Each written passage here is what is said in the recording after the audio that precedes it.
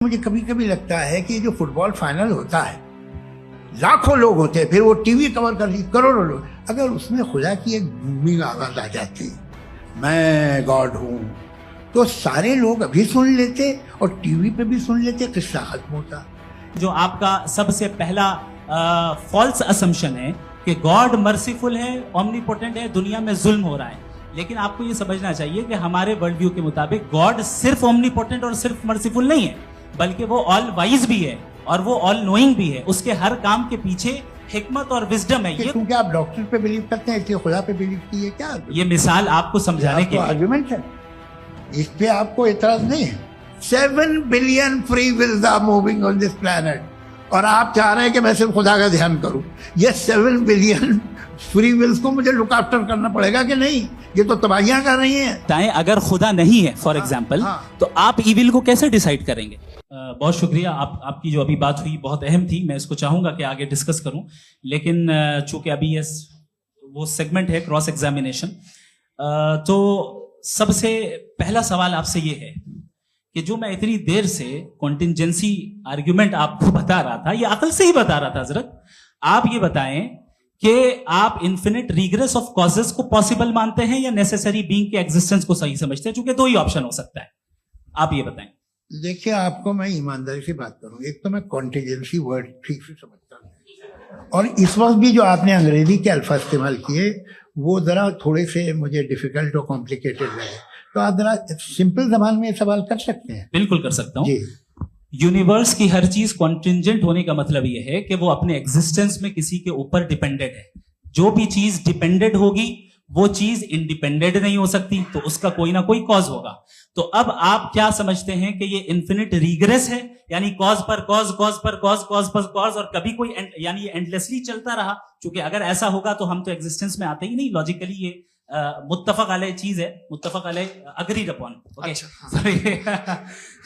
इस पे हमने एग्री किया था कि मुश्किल शब्द आएगा तो अर्थ बताना पड़ेगा। तो इन्फिनिट रिग्रेस तो पॉसिबल नहीं है, तो कहीं ना कहीं आपको रुकना पड़ेगा ऐसे नेसेसरी बीइंग पर। नहीं, कोई जरूरत नहीं रुकने की। किसने कहा आप रुकना पड़ेगा? आप रुकते हैं खुदा पे, आप नहीं रुकते। आप कहते हैं वो हमेशा से, जब उस वक्त से है जब वक्त नहीं था।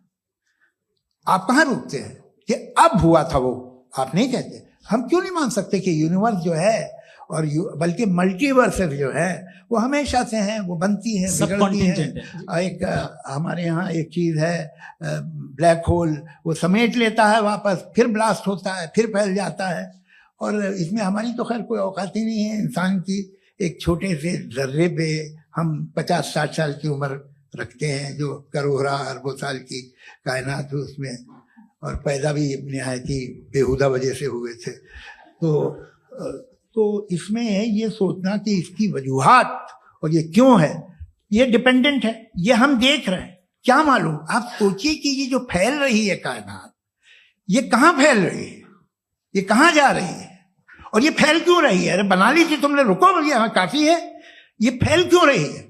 ये और कौन सी कायनात जिसे मैं दूरबीन से देखता हूं तो 2 बिलियन लाइट ईयर पे है, उससे मेरा कोई वास्ता ही नहीं है। 2 बिलियन ईयर यानी अगर मैं 80,000 माइल्स पर सेकेंड से चलूं तो 20 करोड़ साल में वहां पहुंच जाऊंगा। इसकी जरूरत क्या थी? ये दुनिया, ये कायनात तो इंसान अशरफुल मखलूकात के लिए बनाई गई ना। तो ये सब ये टर्म समझ में नहीं आया, इसमें कोई खास समझने वाली बात थी भी नहीं। ये जो अल्टीमेट कहा यह जाता है कि ये जो पूरी यूनिवर्स है, ये जो दुनिया है, ये इंसान के लिए बनाई गई। अच्छा, ये सब इंसान के लिए। क्यों साहब, सही है ना?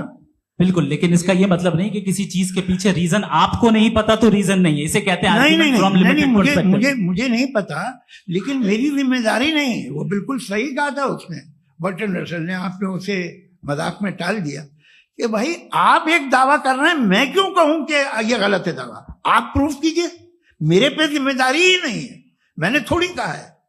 आप प्रूफ कीजिए कि ये सही है। आप आर्ग्यूमेंट ऑफ कंटिजेंसी का जवाब ही नहीं दे रहे हैं। पूछना चाहेंगे? आप सवाल पूछना चाहेंगे मुफ्ती साहब से? क्योंकि ये क्रॉस एग्जामिनेशन का दौर है। आप जैसे पहले बोल रहे थे फेथ को लेके कुछ, मैं ये पूछना चाहूंगा कि खुदा ने जो भी रेवल्यूशन किए हैं, एक मजहब के नहीं बहुत से मजहबों में किए हैं, अलग अलग रेवल्यूशन है। कहीं कुछ एक बातें हैं, कॉन्ट्रडिक्शन भी है। आपस में कहीं कुछ आप कर सकते हैं, कहीं कुछ नहीं कर सकते। ऐसा नहीं है कि सबकी कोड ऑफ मॉरल एक है। तो ये किस्सा क्या है? अब आप ये देखिए कि मुझे कभी कभी लगता है कि जो फुटबॉल फाइनल होता है, लाखों लोग होते हैं, फिर वो टीवी कवर कर रही, करोड़ों लोग, अगर उसमें खुदा की एक भूमि आवाज आ जाती, मैं गॉड हूं, तो सारे लोग अभी सुन लेते और टीवी पे भी सुन लेते, किस्सा खत्म होता। ये इतनी राजदारी क्या है कि तुम सामने कुछ तो सबूत दे दो हमें सॉलिड। ये कह साहब ये यूनिवर्स कैसे बनी, इससे मसला क्या हल होगा? मैं पूछूंगा आपसे खुदा कैसे बना? क्यों नहीं पूछूंगा कैसे बना? बल्कि वो तो कायनात से कहीं ज्यादा इंटेलिजेंट है, कायनात से कहीं ज्यादा कॉम्प्लेक्स। जी वो हमेशा से है। आप कहेंगे मैं मान लूंगा। अच्छा, दोयम वो कादिर मुतलक, यानी कादिर मुतलक का मतलब ओमनीपोटेंट, वो जो चाहे कर सकता है। आपको नौकरी दिलवा सकता है, आपकी अच्छी जगह शादी करवा सकता है, आपके पड़ोसी का मुकदमा हरवा सकता है, आपको जिता सकता है, सब काम करता है। थोड़ा सा माइक क्लोज। वो इस दुनिया को चला कैसे रहा है? ये दुनिया कैसे चल रही है? आपको इस पे हैरत नहीं होती? या कयामत के बाद कभी एक जस्टिस होगा, जब ये बच्चा मर चुका होगा, जिसकी धज्जियां उड़ गई बम से, इसको इंसाफ मिलेगा तब? अच्छा, अब जवाब दूं? हाँ जी। मैं इसीलिए आप की तरफ। सबसे पहले आपने रेवलेशन और स्क्रिप्चर्स की बात की, इस पे मैं बात कर सकता हूं, लेकिन आज नहीं करूंगा चूंकि वक्त कम है। कभी और इस पे डिस्कस करेंगे, मैं तैयार हूं उस पे भी बात करने के लिए। ये अभी से राउंड 2 की भूमिका तय हो रही है। Does God exist round 2? जी, चूंकि आज गॉड के एग्जिस्टेंस पे बात है, तो मैं उसी के रिलेटेड जो है आपके सवालात को एंटरटेन भी करूंगा और मैं भी पूछूंगा।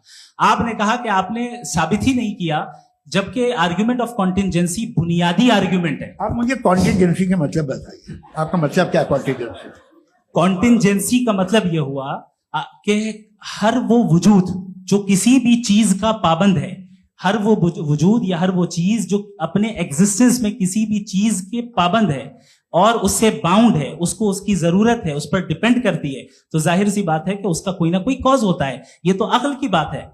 ये आप रीजनिंग की बात करते हैं, मैं वही कर रहा हूं। दूसरी चीज, आपने ये बात कही कि इतने बिलियन लाइट ईयर्स दूर है, उसका मेरा क्या लेना देना। फिर मेरे ख्याल से आपको ये नहीं कहना चाहिए I think therefore I am an atheist. आपको सोचना चाहिए। सिर्फ आप एक लिमिटेड दायरे में रहकर नहीं सोचें, बल्कि बाहर निकलकर सोचें। आपने तीसरा सवाल किया, आपने 2-3 सवाल एक साथ। ऐसी बातें ना कीजिए, कुत्तों को इतराज हो जाएगा आप पे कि आप कुछ भी सोचिए। ये इजाजत आपको है नहीं, मुझे है।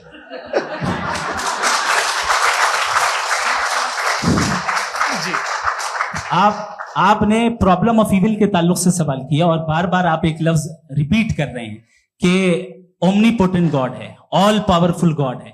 यही तो दरअसल समझना है कि गॉड का कॉन्सेप्ट क्या है। प्रॉब्लम ऑफ इविल जो है, प्रॉब्लम ऑफ इविल दर हकीकत 2 असम्पशंस पर कायम है। अगर आप इन 2 असम्पशंस को समझ जाएं तो ये प्रॉब्लम नहीं रहेगी, आर्ग्यूमेंट आपको समझ में आ जाएगी कि ये कोलैप्स कर जाता है। पॉइंट नंबर 1, यानी जो आपका सबसे पहला फॉल्स असम्पशन है कि गॉड मर्सीफुल है, ओमनीपोटेंट है, दुनिया में जुल्म हो रहा है। लेकिन आपको यह समझना चाहिए कि हमारे वर्ल्ड व्यू के मुताबिक गॉड सिर्फ ओमनीपोटेंट और सिर्फ मर्सीफुल नहीं है, बल्कि वो ऑल वाइज भी है और वो ऑल नोइंग भी है। उसके हर काम के पीछे हिकमत और विजडम है। ये कोई जरूरी नहीं है कि वो हिकमत और विजडम आपको समझ में आए या मुझे समझ में आए। अगर आप जो समझ रहे हैं उसके मुताबिक आप फैसला कर रहे हैं, ये लिमिटेड पर्सपेक्टिव से आर्ग्यूमेंट है। और इस चीज को हम अपनी दुनिया में, अपने लाइफ में, डेली लाइफ में इस प्रिंसिपल को एक्सेप्ट करते हैं। हम जब किसी डॉक्टर के पास जाते हैं, डॉक्टर के पास जाकर वो अगर उसने हमें कोई दवाई दी है, तो हम ये तो नहीं कहते कि जब तक आपके पास जितना नॉलेज और जितना विजडम नहीं है, आपने क्यों ये दवाई दी है, तब तक हम इस चीज को एक्सेप्ट नहीं करेंगे। नहीं कहते, हम उसकी अथॉरिटी को तस्लीम करते हैं। क्यों? क्योंकि उसकी हम जानते हैं कि वो नॉलेजेबल है, वो विजडम वाला है, हमसे ज्यादा नॉलेज और हमसे ज्यादा विजडम है। बताएं सर। मैंने डॉक्टर में और खुदा में बड़ा डिफरेंस है। डॉक्टर पढ़ा लिखा होता है एक, तो मैं उसकी बात सुनूंगा। दोयम ये नहीं, कुछ जवाब तो ये भी नहीं है। सर प्लीज, अगर सब ऑडियंस से बोलने लगेंगे तो फिर मतलब नहीं सिविलाइज्ड बहस का। मतलब आप ये कहें कि क्योंकि आप डॉक्टर पे बिलीव करते हैं इसलिए खुदा पे बिलीव कीजिए, क्या ये मिसाल आपको समझाने के आर्गुमेंट है, इस पे आपको एतराज नहीं है। तो सिंपल बात ये है कि मैं अगर ये यकीन कर रहा हूं कि एक ओमनीपोटेंट, उसकी मसलहत है ये जो बच्चे मर रहे हैं ये मसलहत है उसकी, मुझे नहीं चाहिए ऐसी मसलहत। उसकी मसलहत नहीं, यही तो मसलहत समझना है। मतलब एक्सपीरियंस। अच्छा, इस आपने अभी मेरी बात पूरी सुनी नहीं। मैंने कहा आपका पूरा आर्ग्यूमेंट 2 फॉल्स असम्पशंस पर है।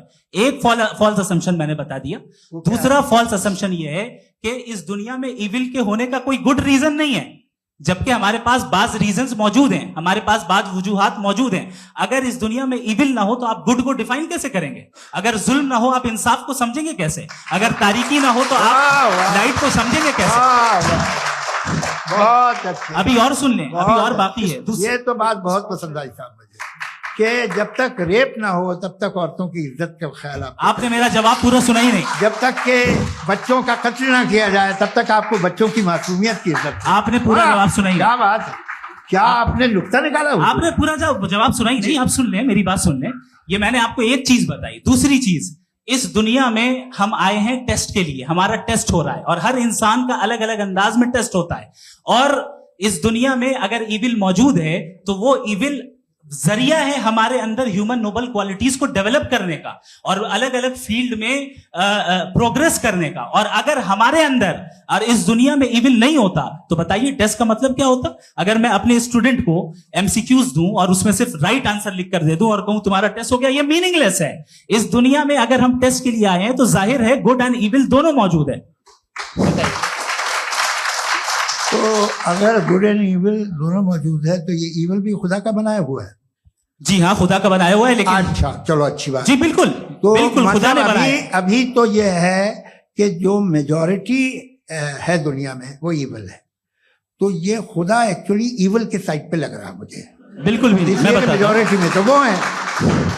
क्या बात कर रहे हैं भाई आप? कोई भी जो मुंसिफ होगा, चाहे आपका अपना घर हो जिसके आप सबसे बड़े हैं, चाहे आपकी ऑर्गेनाइजेशन हो जो आप चलाते हैं, वहां पर आप इविल रखेंगे साबित करने को कि बाकी लोग शरीफ हैं। मेरी बात सुन, क्या ये आर्ग्यूमेंट ही गलत है? अगर कि जब तक के कोई इविल नहीं होगा तब तक के शरीफ आदमी शरीफ नहीं लगेगा। अगर एग्जामिनर गलत ऑप्शन दे रहा है तो एग्जामिनर इविल नहीं हो गया, जो गलत ऑप्शन को सेलेक्ट कर रहा है वो फेल होगा। क्रिएटर ने इविल को बनाया है लेकिन वो इविल नहीं है। अच्छा सुनिए मेरी बात, let me complete sir. Creator ने इविल को बनाया है टेस्ट के लिए, वो इविल नहीं है। इविल वो होगा जो उसे इख्तियार करेगा। छुरी को बनाने वाला गलत नहीं होता है, छुरी का गलत इस्तेमाल करने वाला गलत होता है। रेप को कैसे गलत इस्तेमाल करते हैं? रेप इंसान के फ्री विल का नतीजा है। ये रेप कैसे गलत इस्तेमाल होता है? ये मुझे अब सुन ले गलत इस्तेमाल होता है। हाँ मैं बता रहा हूँ ना, कैसे गलत? मैं बता रहा हूँ कि जो इविल इस दुनिया में मौजूद है उसके कई सारे तरीके हैं। एक तरीका इंसान का अपना फ्री विल है। अब अगर कोई रेपिस्ट रेप कर रहा है तो इसका गॉड का कसूर नहीं है, वो अपने फ्री विल का गलत इस्तेमाल कर रहा है, उसको सजा मिलनी चाहिए। अच्छा, और उसी के लिए जहन्नम बनाई गई है। ये फ्री विल का भी बड़ा चक्कर। आप जब कोई बुरा काम करते हैं या कोई बुराई होती है तो ये कहा जाता है कि ये फ्री विल है। 7 billion free wills are moving on this planet. 7 billion free will. और एक आदमी अपनी फ्री विल से मुझे कत्ल कर दे तो मैं खुदा की मर्जी से मरा हूं कि इसकी फ्री विल की वजह से? मेरी मौत खुदा के हाथ है या ये फ्री विल वाले के हाथ? खुदा ने फ्री विल का निजाम बनाया है और उस निजाम का गलत इस्तेमाल करके कोई आपको मार रहा है, इस्तेमाल करके मेरा कत्ल कर देता है। अब मेरी मौत का जिम्मेदार कौन है? वो इंसान जिम्मेदार है। वो इंसान जी। तो ये कहना कि और उसको सजा मिलेगी। तो अब आप आगे चलिए कि ये तय करना कि अल्लाह ही या खुदा, अल्लाह ने, खुदा ही जिंदगी देता है, खुदा ही मौत देता है, ये गलत है। बिल्कुल गलत नहीं है। हाँ, नहीं, निजाम उसी ने बनाया फ्री विल का। निजाम मौत और हयात का उसी ने बनाया। You are contradicting yourself. अभी आपने कहा कि एक आदमी ने फ्री विल से आपको मार दिया, इसमें उसे फ्री विल दी गई थी, उसने गलत इस्तेमाल किया। 7 billion free wills are moving on this planet और आप चाह रहे हैं कि मैं सिर्फ खुदा का ध्यान करूं। ये 7 बिलियन फ्री विल्स को मुझे लुक आफ्टर करना पड़ेगा कि नहीं? ये तो तबाहियां कर रही हैं और तबाहियां ज्यादा हो रही हैं। बिल्कुल। तो अगर आप बताएं अगर खुदा नहीं है फॉर एग्जाम्पल, तो आप इविल को कैसे डिसाइड करेंगे? यानी how can you define evil objectively without God? देखिए, दुनिया में 2 तरह के जानवर हैं। एक जो अकेले रहते हैं जंगल में और एक जो ग्रुप्स में रहते हैं। ग्रुप में जो भी रहेगा, चाहे वो आपका फाउंडेशन हो, चाहे कोई क्लब हो, चाहे कोई पॉलिटिकल पार्टी हो, चाहे कोई यूनिट हो, उसमें आपको इंटरैक्ट करने के रूल बनाने पड़ेंगे। यानी लोग तय करेंगे। लोग तय करेंगे। अगर लोगों ने ये तय किया कि किसी का रेप करना सही है, आप जस्टिफाई करेंगे? नहीं, आपका फाउंडेशन तो ये हो गया ना कि लोग ही विल डिसाइड करेंगे। नहीं, अरे दुनिया में ऐसे ग्रुप्स हैं जो रेप को जायज मानते हैं सर्टेन हालात में। मैं डिटेल में नहीं जानूंगा, आप भी जानते हैं। ये जो आईसिस वाले थे, इन्होंने क्या किया था, तो उन्होंने क्या किया उसका खुदा से कोई ताल्लुक नहीं है सर। मैंने सिंपल सवाल किया कि इविल को आप डिफाइन करते कैसे हैं? आइए वापस आइए जी। आप साथ में तभी रह सकते हैं जब कुछ आप ऐसे उसूल डेवलप करें जिसमें हर एक का बेसिक तहफ़्फ़ुज़, हर एक का बेसिक राइट हो और हर एक को कोई आराम मिले। यही तरीका है किसी भी ऑर्गेनाइजेशन जिसमें एक से ज़्यादा लोग हैं और वो ऐसे चलती है जिंदगी। उसमें अगर आप गड़बड़ करेंगे तो तबाही होगी, नुकसान होगा, बर्बादियाँ आएंगी। और अगर उसमें आप घर ले लीजिए ना, एक हस्बैंड है, एक वाइफ है, बच्चे हैं, वालदा भी हैं, 2 बहनें भी हैं, एक भाई भी है। अब इसमें कोई निज़ाम आपको चाहिए साथ में रहने का, और एक दूसरे पे भरोसा रहे, एक दूसरे के बहीख्वाह हों, एक दूसरे की मदद करें, ऐसी जिंदगी। सर आपकी बात आ गई। आप ये कह रहे हैं कि लोग डिसाइड करेंगे क्या सही है क्या गलत है, यही है? मेजॉरिटी डिसाइड करेगी क्या सही है क्या गलत है? अरे भाई बिल्कुल। मेजॉरिटी अगर ये कहे कि नाजी जर्मनी के साथ जिस तरह मेजॉरिटी थी कि जेनोसाइड करना सही है, आप जस्टिफाई करेंगे? उस वक्त आपका ये उसके बाद क्लोजिंग। हाँ, उस वक्त प्लेनेट पे जो लोग थे, हाँ। उनमें कितने लोग हिटलर को सही समझते? अच्छा, प्लेनेट की मेजॉरिटी तय करेगी, सोसाइटी की नहीं। प्लेनेट की मेजॉरिटी गॉड के एग्जिस्टेंस को सही मानती है, आप क्यों नहीं मानते? ये हेलो ये क्रॉस क्वेश्चन का राउंड यहाँ पर समाप्त होता है। और ये बड़ा अच्छा है कि इस तरह से फ्रेगमेंट कर दिया गया है ताकि जो मरकरी ऊपर जा रहा है नीचे जवाब दे दूं। जी। प्लेनेट की ज्यादातर मेजॉरिटी कुछ दूसरे मजहबों के खुदा को मानती है। आप उन्हें क्यों नहीं? आप तो मेजॉरिटी की बात कर रहे हैं। अच्छा, ये क्लोजिंग आप ये कह रहे हैं इविल और गुड को डिसाइड मेजॉरिटी करेगी। मेजॉरिटी जो कर दे वो सही हो जाएगा। क्लोजिंग इसको जैसा आप ही लोगों ने तय किया है उसी फॉर्मेट को फॉलो कर लेते हैं। भाई मैंने तो भले लोगों पे एतबार किया और तब मॉडरेशन तय किया। जी, आपके पास 5 मिनट का वक्त है, क्लोजिंग आर्ग्यूमेंट है, उसके बाद हम ऑडियंस से क्वेश्चन आंसर लेंगे जावेद साहब के क्लोजिंग आर्ग्यूमेंट के बाद। ओके, बहुत शुक्रिया जी। हमारा जो टॉपिक है डज गॉड एग्जिस्ट, मैं इस पे इतने एकेडमिक तैयारी करके आया था। मुझे था कि मैंने सोचा था कि कई सारे मैं आर्ग्यूमेंट्स दूंगा, लेकिन वक्त की भी किल्लत और जावेद साहब बार बार इधर उधर चले जा रहे थे तो उसको भी थोड़ा एंटरटेन करना पड़ गया। डज गॉड एग्जिस्ट पे मैं एक ही आर्ग्यूमेंट दे पाया। आर्ग्यूमेंट्स बहुत हैं और डेफिनेटिव आर्ग्यूमेंट्स हैं, और मेरे आर्ग्यूमेंट को किसी एक राउंड में भी इन्होंने एंटरटेन नहीं किया और रेफ्यूट नहीं किया। एक राउंड में भी नहीं, और ना ही अभी आपका क्लोजिंग आर्ग्यूमेंट आएगा। नहीं, वो बता देना। Argument of contingency sir. अरे मैं आपसे कई बार कह चुका हूँ कंटीजेंसी का मतलब। अब मैं कैसे समझाऊं आपको? आपस में आप और कितने आसानी से समझाऊं मैं? मुझे तो नहीं समझ में आ रहा है। आप अपनी आर्ग्यूमेंट ऑफ कंटीजेंसी उर्दू में बोल सकते हैं। हाँ, आप अपनी बात पूरी कर लें जी, आखिरी 4 मिनट। दूसरी चीज, just a minute please ma'am, can I talk? दूसरी चीज ये है कि आपने एक तो इसका जवाब नहीं दिया, दूसरा आपने गॉड के ना होने पर कोई डेफिनेटिव आर्ग्यूमेंट नहीं दिया, सिर्फ मजहब पे बात कर रहे हैं आप। मजहब तो आज हमारा टॉपिक ही नहीं था। आज तो हमारा टॉपिक हो, आप मजहब से ले लेकर आईएस तक चले गए। भाई हमारा क्या ताल्लुक है उससे? We condemn them. और उसका गॉड से क्या ताल्लुक है? अगर कोई गलत काम कर रहा है, किसी ने किसी को कत्ल किया, किसी ने किसी का रेप किया, उसको सजा मिलनी चाहिए। और आपके पास कोई भी rational strong foundation of morality नहीं है। आपने कहा कि मेजॉरिटी तय करेगी सोसाइटी की, वो सही होगा। मैंने कहा हिटलर को फिर आप सही कहेंगे? नहीं, प्लैनेट की सोसाइटी की मेजॉरिटी तय करेगी। तो प्लैनेट की मेजॉरिटी गॉड के एग्जिस्टेंस को मानती है, आप कह रहे हैं ये रिलीजियस है। तो यानी आपके पास कोई स्ट्रॉन्ग फाउंडेशन नहीं है ऑब्जेक्टिव मोरालिटी का। ऑब्जेक्टिव मोरालिटी का अगर कोई फाउंडेशन है तो वो सिर्फ गॉड है। थैंक यू जी। ये मुफ्ती शमाइल नदवी साहब का क्लोजिंग आर्ग्यूमेंट था। अब हमारे पास जी ये बड़ा अच्छा है कि दोनों लोगों को मॉडरेटर से शिकायत भी और बोल रहे भाई हमारी शाबाशी भी तो करते चलो। अब मेरी बात जी आपके पास जावेद अख्तर साहब 5 मिनट का वक्त है, ये आपका क्लोजिंग आर्ग्यूमेंट है, टाइम रीसेट कर दे जी। देखिए बहुत सारी बातें हैं। गॉड का डेफिनेशन दुनिया के किसी भी रिलीजन में है कि वो ओमनीपोटेंट है, ओमनीप्रेजेंट है, he is just, he is kind, he loves you and so on. मैं जब दुनिया देखता हूँ तो मुझे कोई ऐसा सुप्रीम पावर यहाँ दिखाई नहीं देती है जो इंसान की बहबूदी के लिए कुछ कर रही हो, कमजोर को बचा रही हो, मदद कर रही हो, जालिम को पीछे हटा रही हो। मैं नहीं देखा तारीख में, नहीं।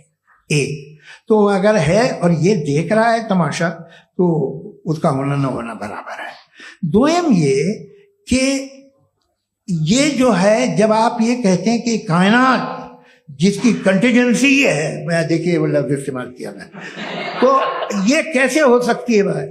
और फौरन आप सरेंडर कर देते हैं कि जाहिर है कि इसका बनाने वाला तो इससे 10,000 गुना ज्यादा कॉम्प्लिकेटेड होगा, उस पर आपके होने पे कोई इतराज नहीं है। उसे वो टाइमलेस है, वो पहले से था, टाइम तो बहुत बाद में आया। ये सब आप मानने को तैयार है जिसका आपके पास कोई सबूत नहीं, आपके पास कोई रीजन नहीं। आपकी तारीफ क्या है मजहबों की? बिलीफ की, जो खुदाओं का बिलीफ है, ये कॉन्स्टेंटली गलत साबित होता रहा है। मतलब आप कहें कि अरिस्टोटल के जमाने में तो सब जाहिल थे, वो भी इतने ही यकीन से खुदा पे यकीन रखते थे, जो अब नहीं रहा, ये भी नहीं रहेगा। आप लिख लीजिए, और इसके आसार आपको दुनिया में दिखाई देना शुरू हो चुके हैं। ये बहस क्या आज से 100 साल पहले इस तरह हो सकती थी? यहां तक तो आपको हम ले आए हैं। तो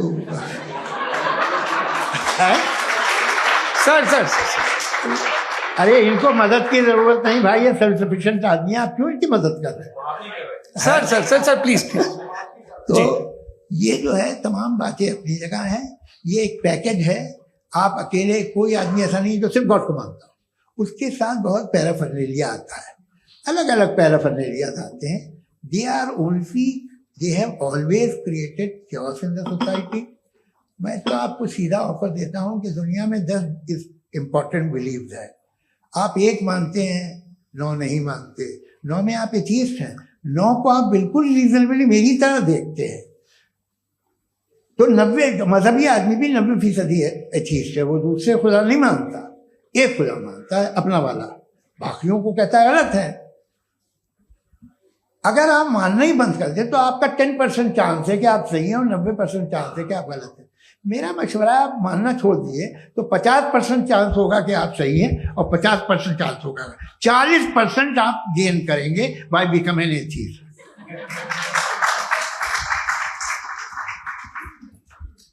ये एक फरसूदा ख्याल है, ये खत्म हो रहा है। हो सकता है मेरी जिंदगी में ना हो, लेकिन ये हो जाएगा।